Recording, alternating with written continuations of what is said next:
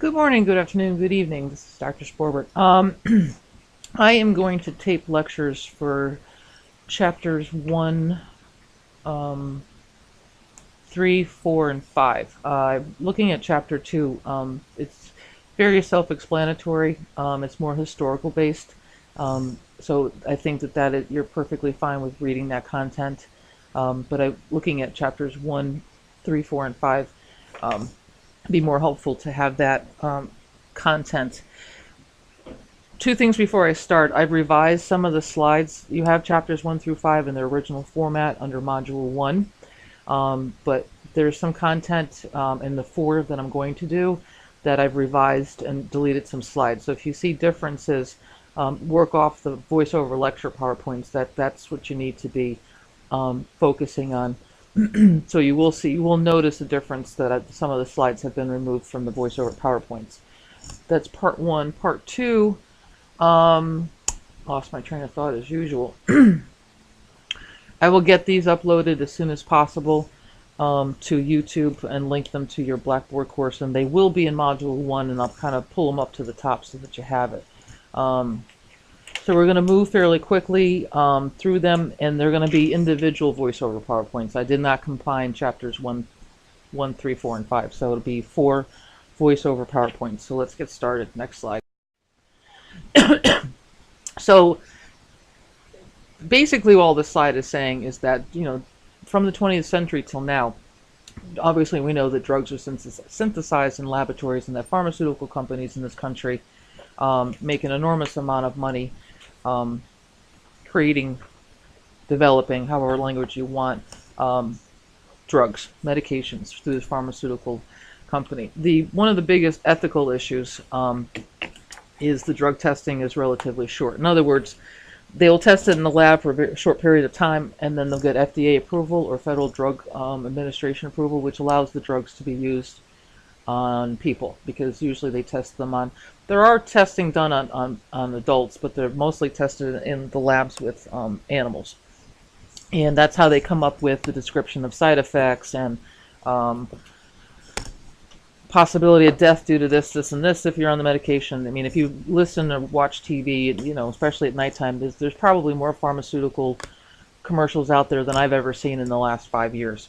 When I say ethically drugs tested for a relatively short period of time, I'm specifically referring to when they came out with the statins, S-T-A-T-I-N-S, which is your major hyperlipidemia or high cholesterol medications.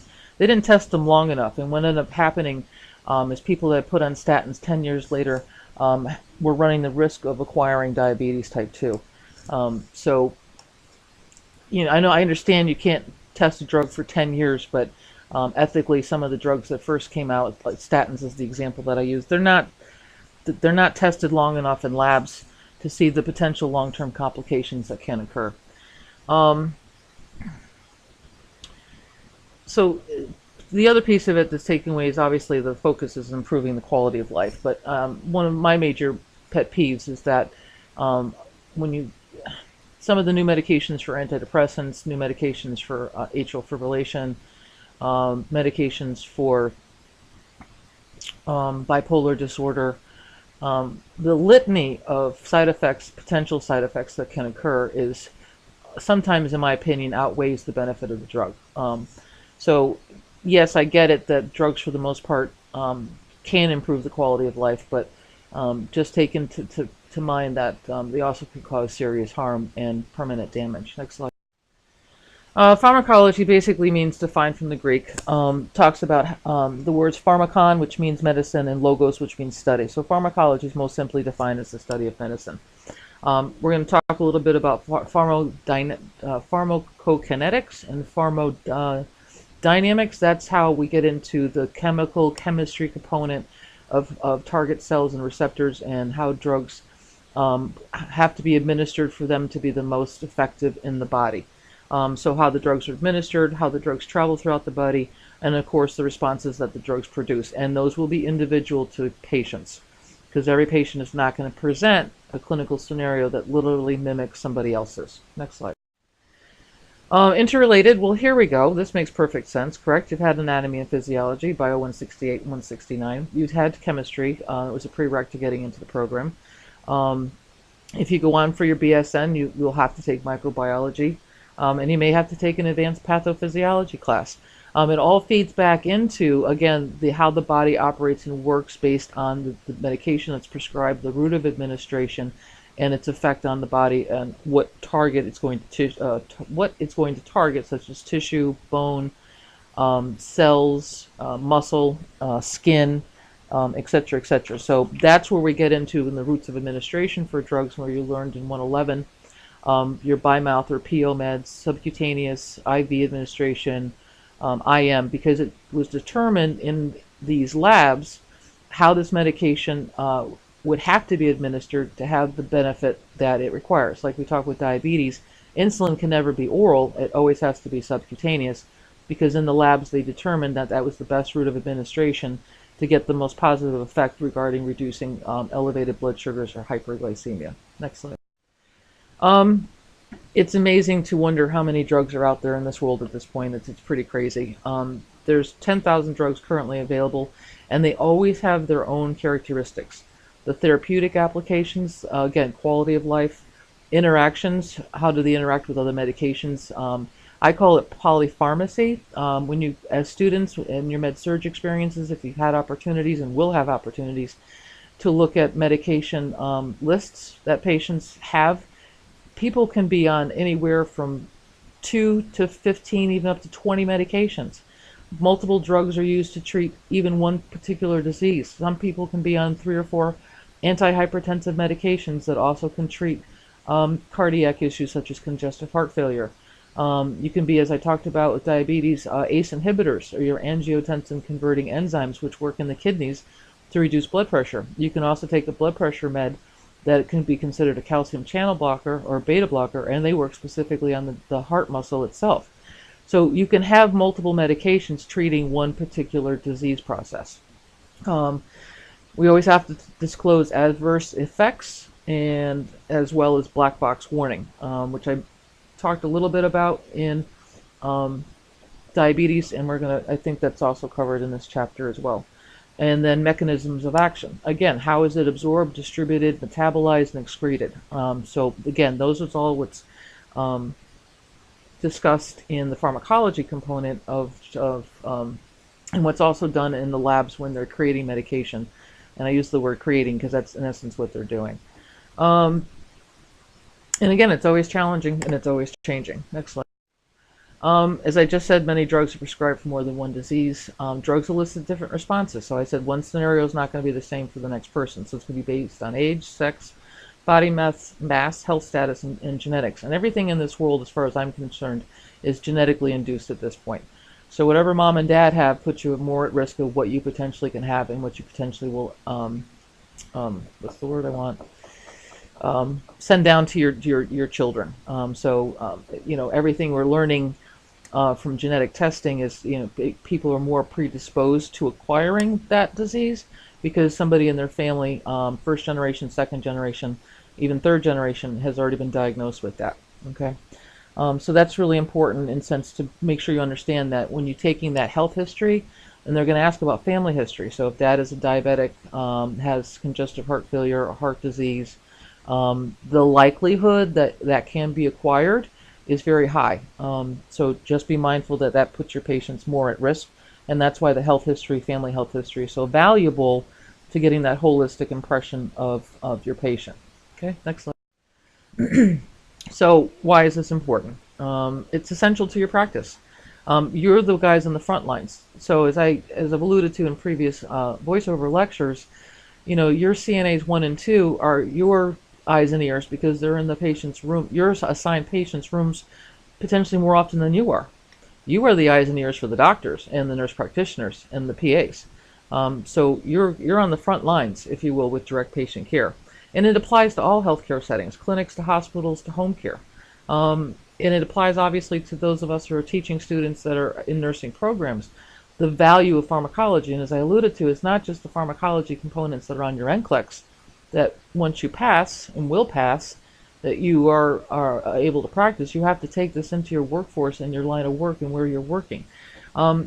So as I kind of noted in the online orientation for the course, I know it's a 7-week course. I know where it sits in the program, but I don't expect that you learn any of this overnight. It's a constant process because, as alluded to in the previous slides, pharmacology is always changing. So there's always going to be new medications out there.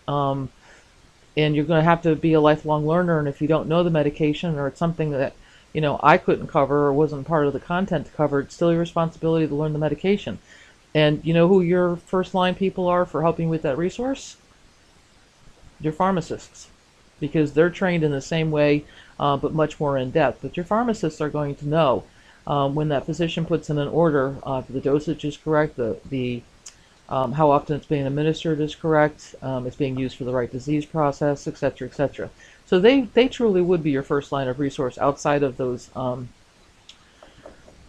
your intranet facility that you're working with that has those drug guidebooks as well, because they may not always be updated. So your pharmacists are the ones that are getting this information as quickly as it's provided to them as well. Next slide.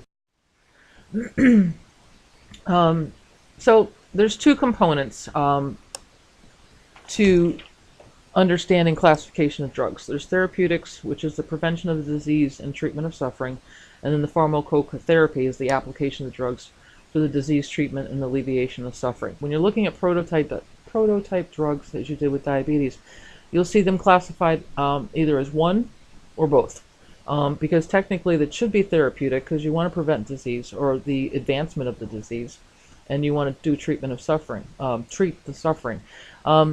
When I think about a particular drug that comes to mind, I usually think of treatment of suffering as painkillers. I'm not talking your opiates necessarily, but there are your narcotics that people use post-surgically to reduce acute pain, and that's a treatment of suffering. But pharmacotherapy for, say, morphine or MS cotton may have different routes of administration. That's the pharmacotherapy. That's the application. And that goes back to what I was saying. It's most effective if it's given PO, or it's most effective if it's given IV. So that comes back to alleviation of suffering as well as managing pain. So you can, if you look at the slide very carefully, you can see that therapeutic is the prevention of disease and treatment. Okay. But pharmacotherapy is now disease treatment and alleviation of suffering. So it's therapeutic is just preventing and treating, and then the pharmacotherapy is actually treating and alleviating. Okay, so just recognize the difference, please. As I said, the medication is synthesized in the laboratory. That's where they come up with the therapeutic piece of it. That's where they come up with recognizing undesirable responses such as adverse effects. And after the drug is administered, it's called a medication. This is just helpful background information for you, but it's not something necessarily that I would focus on. Okay. Biologics, it's pretty self-explanatory. Agents produced either by the body, animal cells, or by microorganisms. And this just kind of goes down to how they get to the mechanism of actions and discussing the components regarding some of that. I'm sorry, I'm losing my train of thought.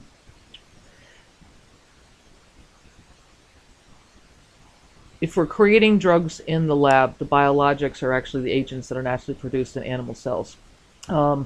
So let's say we've determined that insulin is a combination, it's human. So this is where a biologic could come into play for insulin. There has been insulin on the market years ago that was artificial, if you will. But so they tend to use human recombinant DNA to produce insulin because it matches more of, if the pancreas is working, the insulin that's produced by the islets of Langerhans. So I apologize if that was not clear out of the gate. Next slide. So hormones, as I said, monoclonal antibodies, natural blood products and components, that comes back to blood transfusions, donating your own blood. If you need a transfusion, you get your own blood back. Vaccines, of course, we both have vaccines that are both artificially and also use of live viruses, okay, which are some of the differentials there between the two. We hedged a little bit on those herbs in the reducing the effects of certain oral anti-diabetics and insulin. So I briefly touched upon the fact that there's not been a lot of research out there to talk about efficacy, which is the medications being utilized at its fullest within the body. So complementary medicines are your natural plant extracts, your herbs, your vitamins, minerals, dietary supplements. They have been able to capture a few, like the ginseng and other things like that are potentially could affect the potency, if you will, of the effectiveness of insulin. And then alternative therapies is complementary in the sense that it's additional relaxation techniques, physical therapy, massage, acupuncture, hypnosis, biofeedback. Since it's not over-the-counter herbs, it's not actually ingested in the body. This is much more of a nice complement, if you will, to medication usage, as well as other lifestyle changes, lifestyle uses that can augment how a person physically feels by potentially utilizing some of these examples. Example, patient has a knee replacement, goes to short-term rehab for physical therapy, but in conjunction they're also getting medications such as a narcotic to reduce the pain so that they can function in physical therapy with their exercises, and their pain is reduced enough so that they can function and do the rehab to get full functionality back to the knee so that they can go home. Okay, next. So I kind of touched upon the therapeutic and pharmacological classification of drugs, so that should be fairly self-explanatory. All right, so therapeutic classifications. It's based on the usefulness in treating particular diseases or disorders. So again, it's broad-based. So the classification for antidepressants, then under that, you're going to have, let's say, Prozac, Wellbutrin, and multitude of other antidepressants. They're going to fall into a pharmacological class. Okay, so that's why I'm saying you're going to see both therapeutic and pharmacological in the prototype. Antipsychotics is a classification. Under that, you're going to have meds that treat psychosis. All right, but they will have different side effects, different adverse effects. The administration route will be different, could be different. And then antineoplastics for people with cancer. And you've got all kinds of chemotherapy medications out there, IV, PO, etc. All right, so that's the therapeutic piece of it for the classification. So if you're looking at table 1-1 for therapeutic classifications, and this focuses on cardiovascular, looking at the right-hand side of the screen, you see drug classification. So an anticoagulant, here's your usefulness, influences blood clotting. So what's our anticoagulants? You can say aspirin, which is over the counter. You're probably, hopefully, familiar with warfarin, or also generically known as Coumadin. Your hyperlipidemia, also refers to lowering blood cholesterol. Antihypertensive, lowers blood pressure. So all this slide is showing is the drug classification gives you the usefulness, but under the classification is going to be the list of medications for that class. Okay, and the therapeutic is, again, think about therapeutic, disease prevention and treatment of suffering. So that's where the usefulness is. So looking at antidysrhythmics, restoring normal cardiac rhythm, that's treating a disease. All right, antiaginals are treating angina. Okay, lowering blood cholesterol and lowering blood pressure is prevention of furthering the disease process. Okay, so understand how you can define the difference between the two. So again, just to reiterate, because Pearson has a wonderful way of reinforcing concepts in conversation, so I really have enjoyed even though it may seem like I'm being redundant, I think reinforcement is a positive thing with the concept-based textbook. So pharma is based on a way the drug works at the molecular tissue body system level, all right, and that addresses that mechanism of action which I touched upon. So this is how the drug produces, that's physiological effect. That's the pharmacology piece, all right. So if you go back to the beginning where it talks about the definition of pharmacy, it really is simply defined as the study of medicine. So we're studying how the medicine works physiologically in the body. Okay, next. So again, without getting too much into this, just recognize that from a fundamental standpoint, understanding biochemistry and physiology, and that comes back to those people who are have the education in the background to recognize how to create drugs in a lab, and they have to have very advanced degrees to do that. And it's always going to be varying degrees of complexity. And that goes back to my ethical soapbox about we're not letting these drugs, we're letting the drugs out of the labs too early for human use, and then finding out years down the road that the side effects were never picked up. And they're pretty serious side effects. As I used for the statin drugs, people were now being diagnosed with diabetes type 2 with no family history, I might add. My mother happens to be one of them, and now is a type 2, because she'd been on statins for a family history of high cholesterol, and she's been on statins for over 10 years, and had an A1C done 6 months ago and is in the 7.2 range. Okay, so that just gives you something to chew on. So here's your mechanism of action in your drug classification. So look at diuretics. They lower plasma volume. What does that mean? They make you pee because you got too much fluid on board. Congestive heart failure is a perfect example. Too much fluid in the lungs. Heart's not working on its max, so fluid's backing up in lungs. You hear crackles and rails and auscultation. So that's what diuretics do. But there's a gazillion diuretics that work on different parts of the kidney. As I mentioned earlier, calcium channel blocker works specifically on the calcium channels of our heart. And now what's a calcium? What's calcium? I know it's great for bones and teeth and yada yada yada. It's an electrolyte. Okay, we'll talk more about that when we get into perfusion week 6 and 7. Here's your angiotensin converting enzyme inhibitor, also known as ACE, capital A, capital C, capital E. They block the hormone activity that elevates blood pressure, but it works only in the kidneys. Okay, and there's multiple out there. The antagonists work specifically with physical reactions to stress. And your vasodilators, that makes sense, right? You have vasoconstriction. So if I have chest pain, I might have vasoconstriction and lack of oxygen to my heart, so my heart starts to cry out in pain. So I'm going to put them on a vasodilator, so I can dilate out the vessels to promote oxygenated blood to the heart to reduce the chest pain. So you can see here's the mechanism of action. So that goes back to alleviating suffering, all right, and treatment of the disease. So these are great 2 tables to help you differentiate between the two. Next slide. Again, just these are examples that were brought up in the previous screen. So here is where you're seeing your reinforcement. Next. All right, so what's a prototype drug? It's a well-understood drug model, which other drugs in its representative class are compared. So what we do is it's already well understood, and so we've already know the action and adverse effects. We use a prototype to compare other drugs in the same pharmacological class. And so there is disagreement as to what kind of drug should be used as a prototype. But if you use a prototype drug as a student, you're able to predict the actions and the adverse effects of other drugs in the same class. And that's really good. So for example, knowing that the effects of penicillin B as in Victor, you can also pull that knowledge to other drugs in the penicillin class of antibiotics. So they use prototype drugs to sort of hypothesize, if you will, of how a prototype drug, the expectation that for penicillin B as a prototype, the other penicillins in the classification of drugs, you can say, oh, well, penicillin B does this, this, and this, so I can anticipate penicillin G will do this, this, and this, because it's in the same classification. Next slide.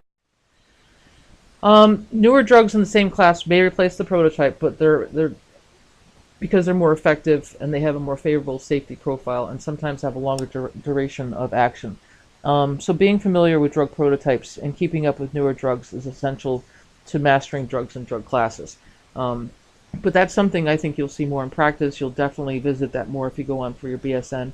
And if you specialize as a nurse practitioner in a master's program, you definitely will see more of that in this. So kind of take this slide with a grain of salt, if you will. All right, again, this is an overview or introduction to pharma. Most drugs have 3 names: chemical, generic, and trade. A chemical name is assigned using a standard nomenclature. All right, so if I break down the nomenclature, it describes the physical and chemical properties.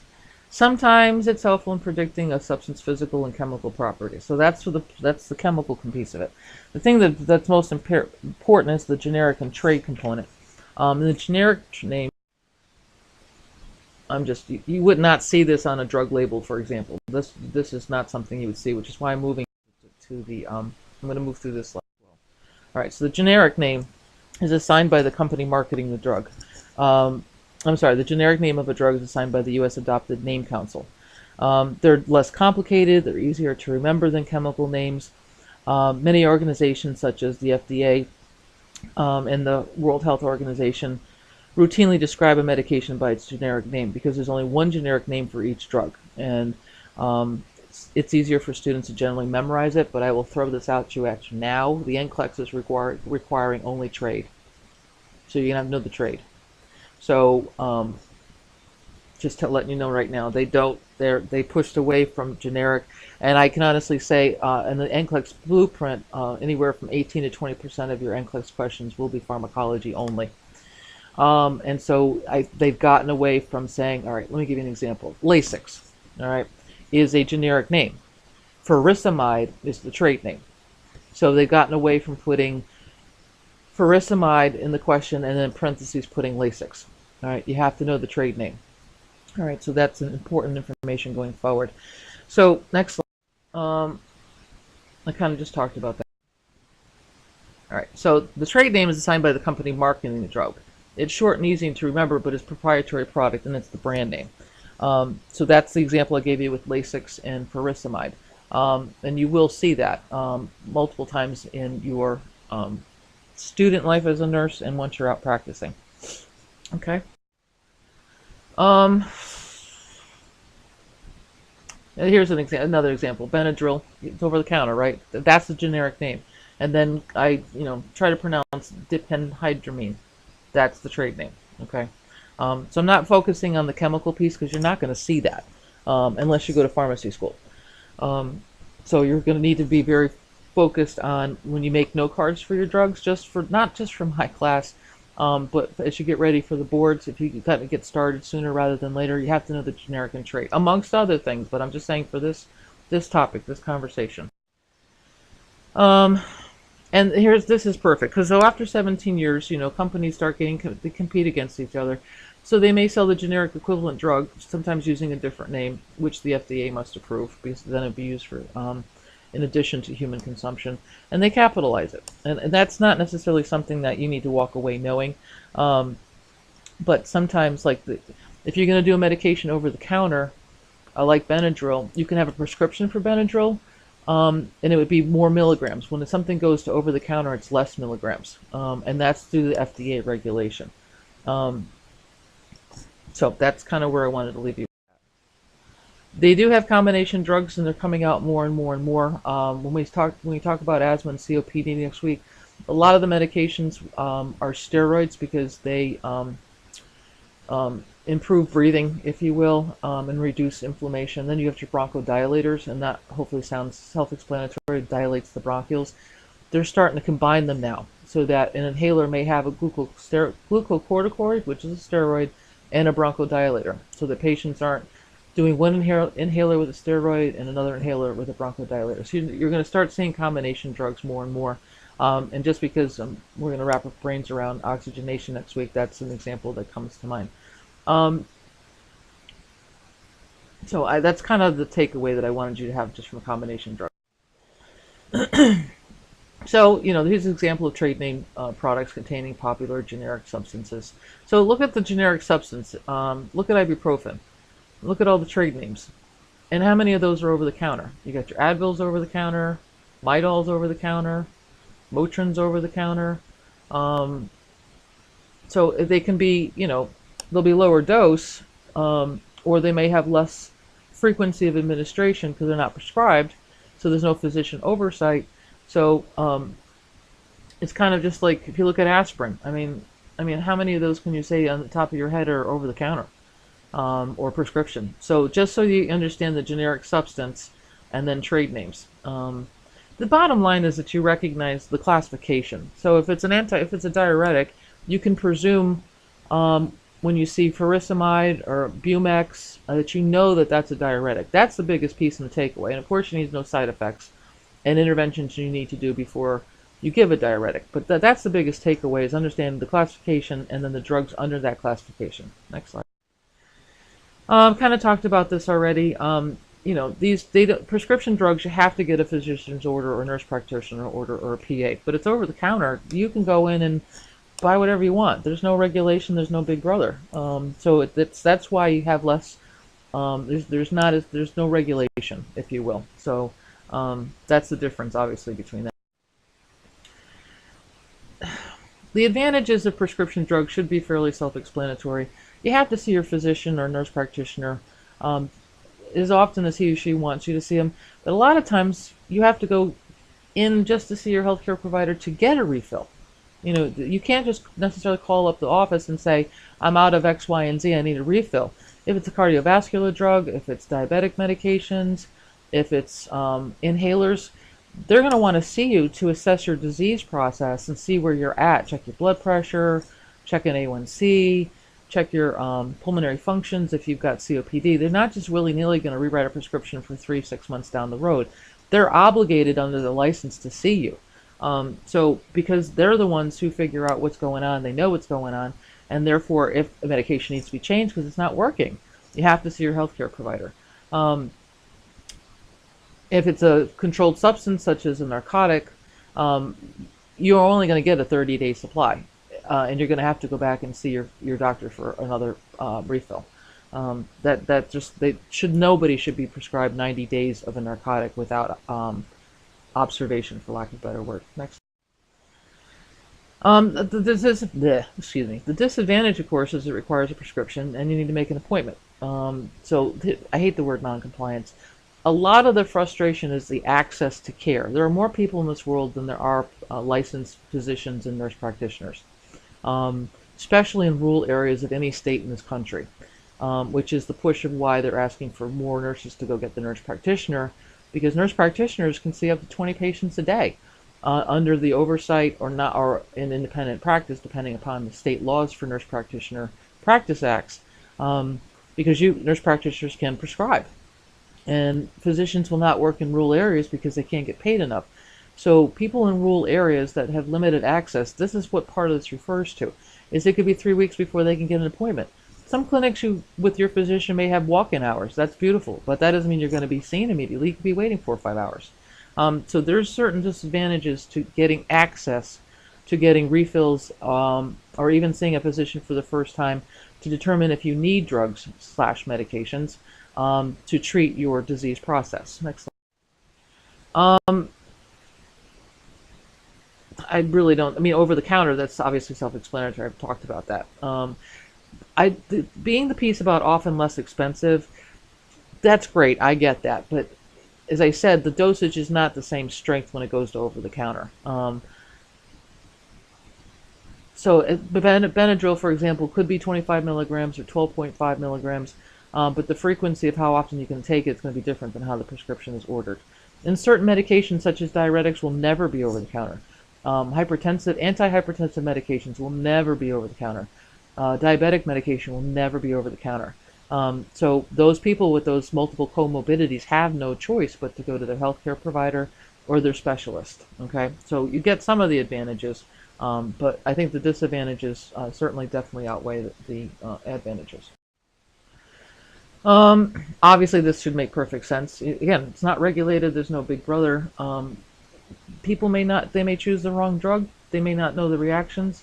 And again, it may not be effective in treating what they need. Think about over the counter. People go get Tylenol and Advil. Let me give you a perfect example with your NSAIDs. Capital N, capital S, capital A, capital I, capital D, capital S. What does it stand for? Non-steroidal anti-inflammatory drugs. All right, that's your Motrins. That's your Advils. All right, someone who's got chronic arthritis. All right, they can go to the pharmacy and get Motrin and Advil and pop them like candy to reduce the inflammation and pain in their joints. But what can possibly occur from extensive use and no oversight?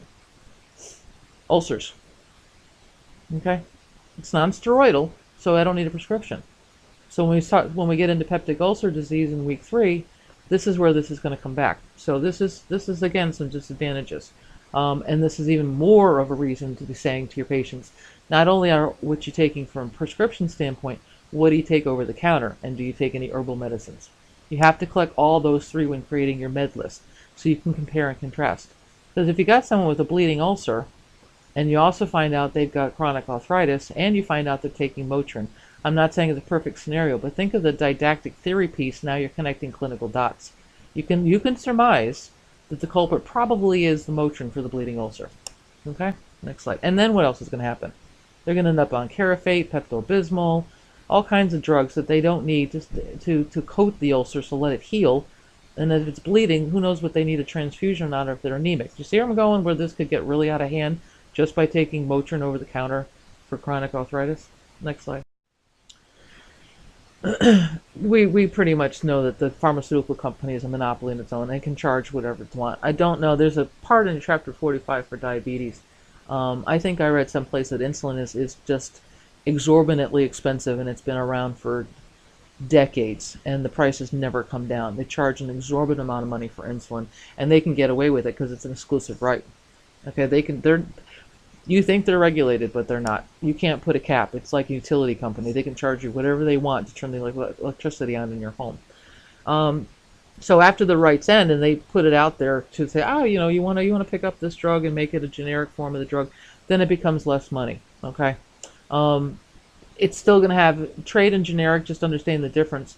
It probably will be cheaper. So, like for example, if the doctor were to order Lasix, all right, that's the generic. It's going to be cheaper than if the doctor wrote on a prescription for furosemide. Okay, because that's trade and still owned. Okay, by the pharmaceutical company who owns rights to it. Next slide. So again, depending on the state, of pharmacists may offer the generic form. Usually pharmacists, if they're savvy enough, because they know that Lasix is the generic to furosemide, which is the trade, may say to, even though the prescription's brought into the pharmacy, the pharmacist may say, I can fill your prescription for Lasix, does the same job physiologically in the body, but it'll be cheaper to the patient. Okay, so that's what this is getting at. Okay, next slide. So it's basically generic versus trade. It's difficult sometimes to tell the difference in effect between two forms of the drug, even if the dosage is the same, because sometimes there's little to no effect, as I said, because it's just the trade name. The rights are given up so that other companies can produce the generic, such as Lasix. It does the same thing.